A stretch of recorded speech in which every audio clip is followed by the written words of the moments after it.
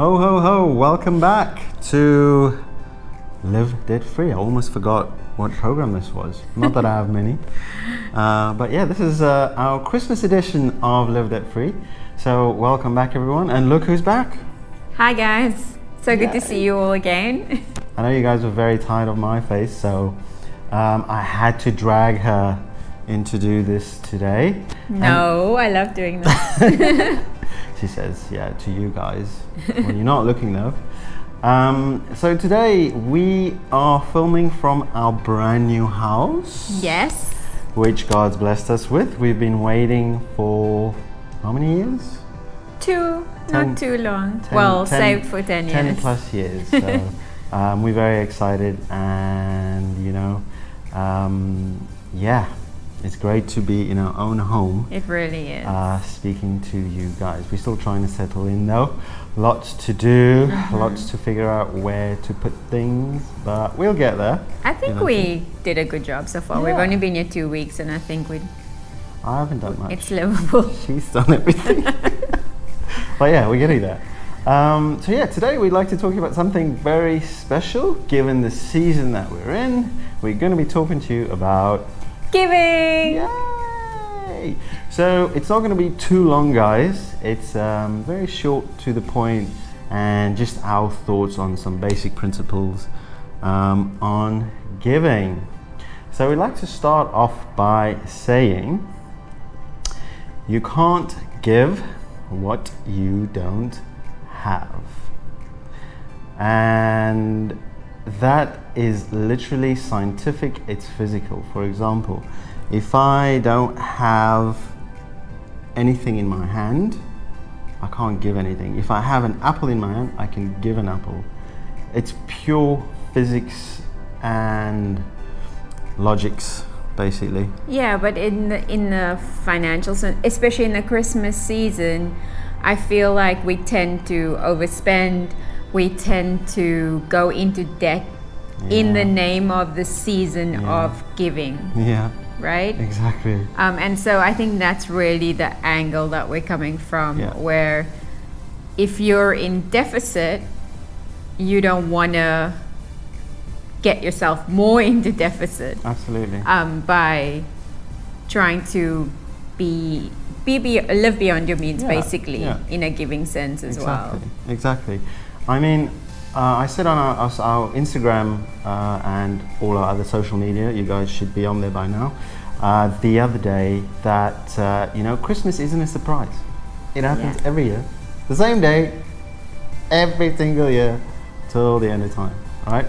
And I also mentioned it's the same thing with your rent. So you should plan, you should save, you should save to give. Yeah. And it should be part of your budgeting. But I'm jumping ahead here. Right. So yeah, guys, just remember that, and I'm going to use this analogy again. You need to be in a healthy place yourself first before you can help anyone else. And like they say on the planes before takeoff, tell them, to put on your oxygen mask first before you help other passengers or help your children or whatever. Exactly. Which we've always heard that analogy before, but if you can't breathe, you can't help someone else to breathe. So if you're not good financially, you cannot be in a place to help other people financially in terms of giving. And we've spoken to quite a few people who put themselves in pretty difficult positions because they felt so obligated to give, to be generous, to to try and help out, but they were giving from a place of lack. Right. And in the end, everyone suffered. We know of people who are still suffering because they felt that they should take out a mortgage for someone else, and and those people at the end didn't really care so much about that. They're like, thanks, yeah, bye. Didn't see them again, and these people are still paying up until today for that mortgage. And that's an extreme example, but I'm just saying, don't hurt yourself and everyone else by not being in a healthy position to give. I think also what we can get trapped up in is other people's perception of your financial situation. So I would say that people may think because you live in another country or because you do a particular job, from their perspective, you should have money and therefore you owe them. Yeah. Right? And so there's almost this pressure, this requirement on you to be able to meet their needs when actually they have no idea what's going on with your financial situation. So I would say, I think, like you said, we're going to go ahead, but you need to have your financial plan and stick to that, and make sure that when other people come to you with needs, that you don't burden yourself beyond your plans. I think we don't owe anyone an explanation, but you can say, look, this is where I am, not numbers, but I'm getting out of debt, so unfortunately I can't help it. And I think that's perfectly fine. Absolutely, and it's healthy, and it's healthier for everyone. Because you're going to ruin relationships eventually. You ruin relationships, and also in the long run, you're just so much worse off. Whereas if you put it off, you get yourself into a healthy position, then you are able to better help them in the future with probably more a long-term solution, or a solution that's more healthy than a quick fix. Absolutely. Yeah. So we're just jumping into my next point, which is make sure you know the reasons for giving. Yeah. Now, when I say that, it is why are you giving, in terms of your personal self, what's your motivation behind that, and secondly is what are you giving to. So you need to understand, and we're just talking finances here in particular, guys. Right. This is a money show, but you have to understand exactly, are you just helping someone in the short term, or are you looking at a long-term perspective with this? Because oftentimes or not, when you're continuously helping someone out financially, you could actually be enabling a bad habit. So you're keeping them stuck down. You're keeping them in that position of not finding solutions, not trying to make changes, and get out of that. And you also have to address, why am I giving? Yeah, and that applies to family as well. Yes. Right? I just wanted to say, we say other people, but really, family is where we all feel the most obligation and the most guilt when it comes to giving. So I think it's perfectly fine if someone approaches you for monetary or financial support, that you ask questions. How did you get into this situation, for example? What is this going towards? Are you planning for the future so that this doesn't happen again? I think those are perfectly legitimate questions, where in the past I felt bad to ask something, but then I thought, this is my money, my savings, I'm being responsible, that I work for, so it's okay for me to ask questions or have conditions attached to it. If I give you this money, please go for the Live Debt Free workshop. Shameless plug. But I'm just joking about something like that. So I think it's perfectly fine to ask questions and attach some conditions to your giving. And remember, sometimes it's very easy to give out money. Yeah. And sometimes people actually, it would help them more in the long term if you help them out and say, okay, let me understand how you got to this position.